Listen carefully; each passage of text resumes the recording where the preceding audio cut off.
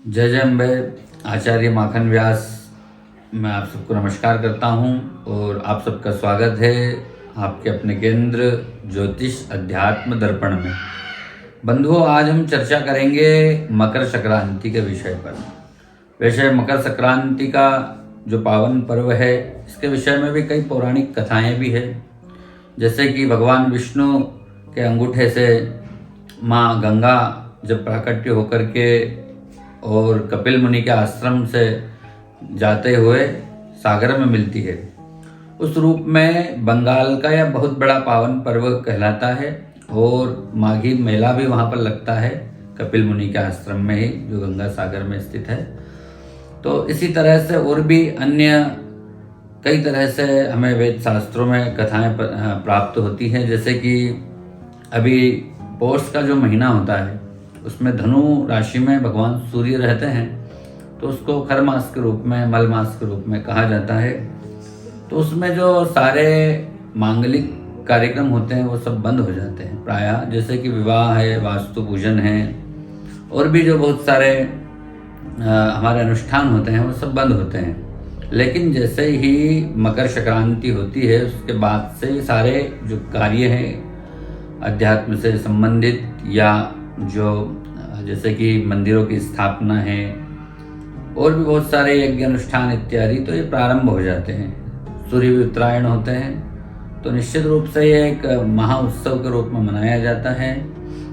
इस वर्ष की जो संक्रांति है वो अश्व पे सवार और उपवाहन सिंह के रूप में आ रही है। तो मित्रों, हमें इस बार एक बहुत ही अच्छा सुयोग यहाँ प्राप्त हो रहा है।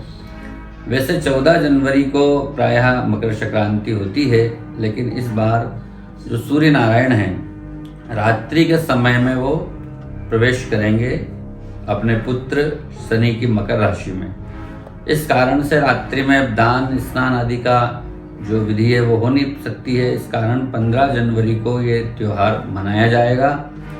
और विशेष बात इस बार एक और है कि रविवार के दिन यह त्यौहार पड़ रहा है 15 जनवरी को। तो रविवार के दिन, और उसमें भी अभिजीत मुहूर्त को हम लेवे 12:09 से 12:58 तक अभिजीत मुहूर्त है। इस अभिजीत मुहूर्त में हम दान करें। दान किस चीज़ का करें? नया कंबल लेवें, उसका दान करें, घी का दान करें, तेल का दान करें, तिल्ली का दान करें, या गुड़ और वस्त्र इत्यादि का दान करें। तो ये दान हम करें तो इसके करने से क्या होगा? हमें अक्षय पुण्य की प्राप्ति होगी। जैसे कि हम दान तो हमेशा करते हैं, लेकिन ऐसा बताया है कि कलयुग में दान का ही सबसे बड़ा महत्व है। और मकर संक्रांति, अक्षय तृतीया, ये जो पर्व होते हैं, इसमें कुछ यदि हम दान करते हैं तो हमारा एक तरीके से निवेश होता है। जैसे ये हमारी कर्म भूमि है, इसमें हम अन्न का एक बीज बोते हैं, तो उससे हमें बहुत सारे अन्न के दाने हमें प्राप्त होते हैं। तो ऐसे ही जो हम कर्म को बोते हैं, सत्कर्म करते हैं, दान करते हैं, तो वो परमात्मा हमें बहुत सारे रूप में हमें प्रदान करते हैं। तो रविवार का दिन, मकर संक्रांति का पर्व, अभिजीत मुहूर्त, एक और मुहूर्त इसमें विजय मुहूर्त बन रहा है, वो भी 2:12 से लगभग 2:58 तक रहेगा। उसमें भी आप दान पुण्य करें, और दान पुण्य करने के पश्चात भगवान शनि देवता से भी प्रार्थना करें, सूर्य नारायण से भी प्रार्थना करें। और भी कई मान्यताएं इस दिन हैं, तो हमें कुछ जो जितना हमसे बन सके उतना दान हमें करना चाहिए।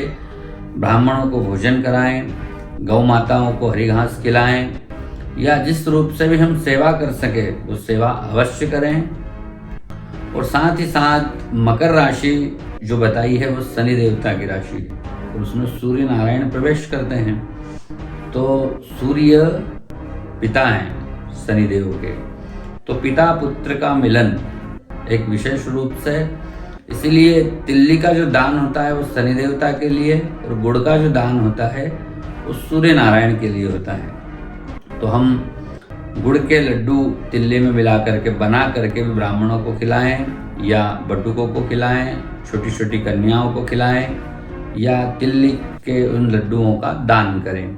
तो इस रूप में हम इस पर्व को मनावें।